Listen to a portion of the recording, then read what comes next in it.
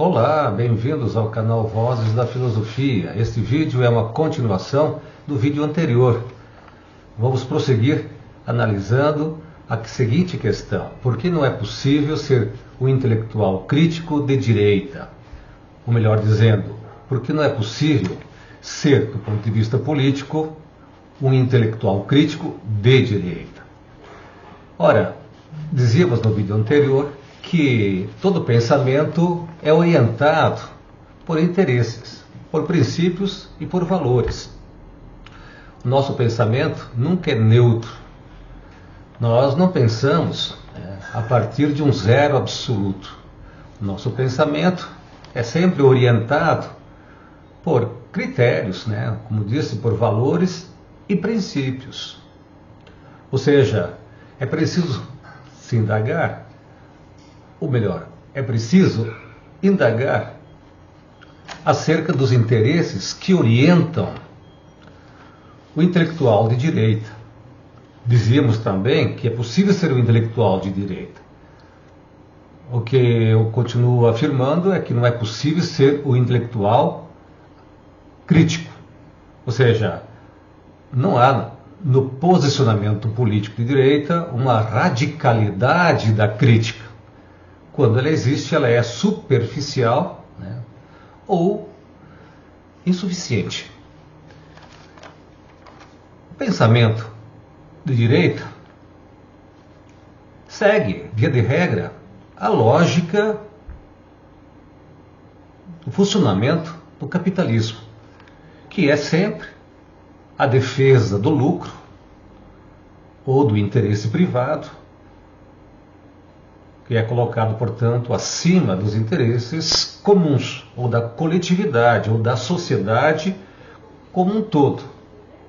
Este é o interesse,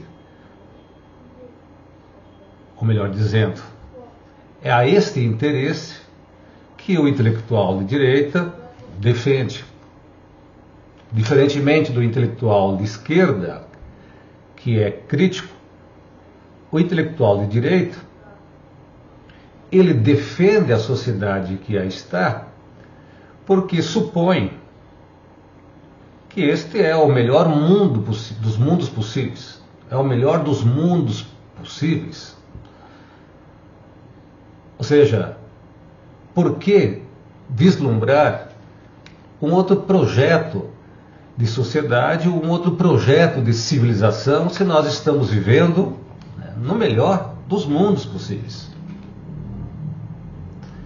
Ao passo que o intelectual de esquerda se propõe fazer exatamente ou justamente o contrário. Ele combate a sociedade que aí está, porque ela é, do ponto de vista humano, desigual, contraditória. As contradições sociais, ou seja, a pobreza, a fome, a miséria, a criminalidade, o desemprego, a violência, a insegurança pública, assim como as guerras e a crise ambiental,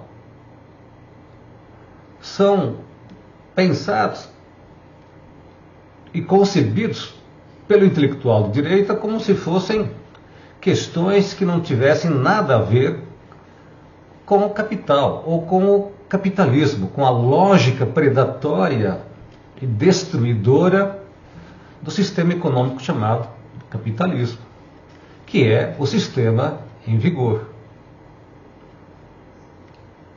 Os problemas sociais, que eu acabei de citar, são entendidos pelo intelectual de direita como se fossem problemas que tivessem uma origem individual, dado que os indivíduos são naturalmente iguais. Mas, na verdade, o que ocorre é que o intelectual de direita não percebe que existe uma estrutura econômica, um poder econômico que interfere na lógica da ação do poder político, que tem a responsabilidade de confeccionar e de erigir e de promulgar leis que vão, de alguma maneira, determinar as possibilidades e os limites das nossas ações individuais numa sociedade. O interesse econômico, portanto, se sobrepõe ao interesse político, ao interesse da sociedade, de tal maneira que a maior parte dos problemas sociais derivam desta lógica, né, econômica, que, ao mesmo tempo, explora, oprime, domina e exclui uma grande parcela, né, da população, concentrando a riqueza nas mãos de poucos. É esta miopia ou esta cegueira intelectual do intelectual de direita que o impede ou que o torna incapaz de perceber as raízes mais profundas dos problemas e das contradições sociais. Ele nega, então, a existência da exploração dos capitalistas, né, sobre os trabalhadores, assim como nega também a exclusão social. Ou então, cinicamente, são capazes de dizer que a exclusão social é uma espécie de autoexclusão social. Como se nós, né, não fôssemos, né, influenciados em nossas ações, decisões, pelo poder econômico, pela estrutura econômica, pelas relações sociais de produção. Portanto, a superficialidade, a ingenuidade que orienta e que caracteriza o pensamento de direita, do intelectual de direita, para ser mais preciso, é sempre a crítica. Ou melhor, ele padece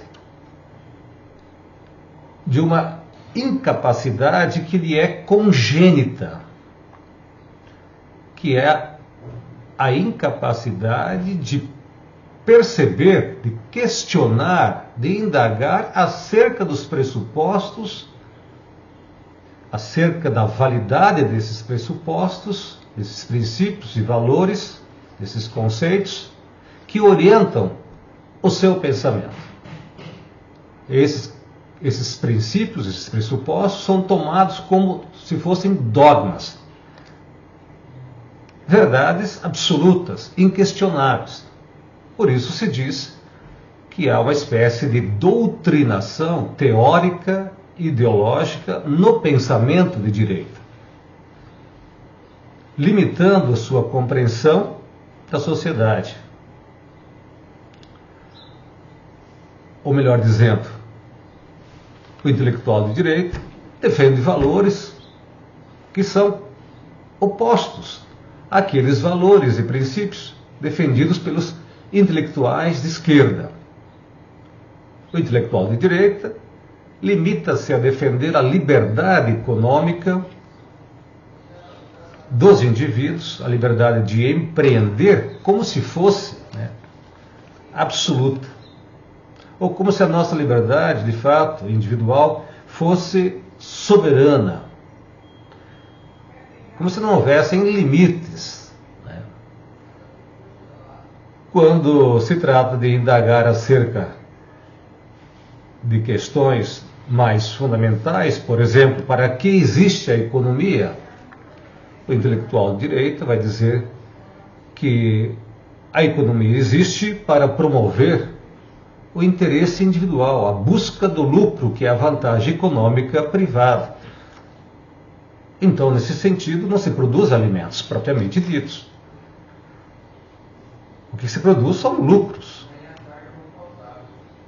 Ou, melhor, mercadorias que são convertidas em lucro. Ou seja, o intelectual direito não tem um compromisso, uma responsabilidade com a transformação social ou com a redução ou a superação das contradições sociais com as quais nós convivemos diariamente. A ética, por exemplo, de um intelectual de direito não passa de uma etiqueta, de uma pequena ética, né, que diz respeito à conduta do indivíduo apenas no sentido de tornar eficiente e produtiva a sua ação.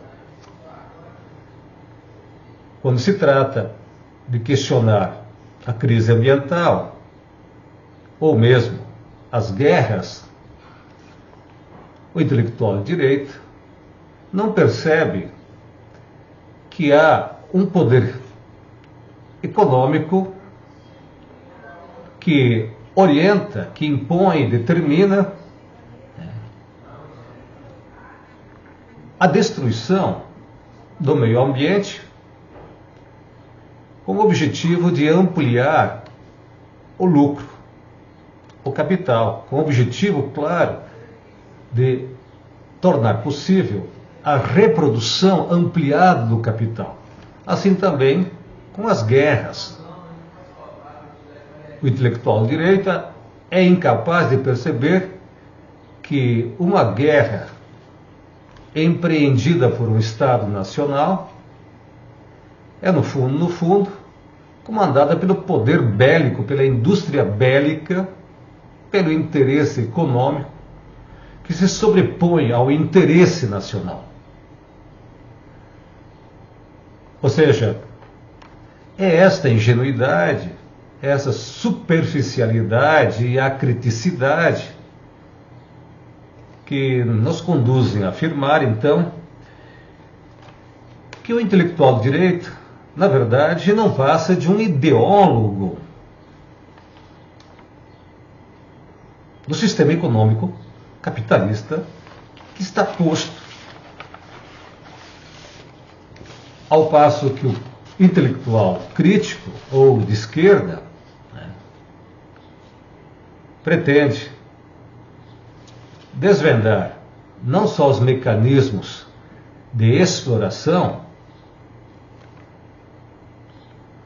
e de dominação e de exclusão social, como também pretende, muitas vezes, vislumbrar um outro projeto de sociedade onde possa existir, então, igualdade entre os indivíduos, liberdade, porque se não existir igualdade, a liberdade será limitada, restringida, quando não anulada. Uma sociedade ou uma civilização onde possa existir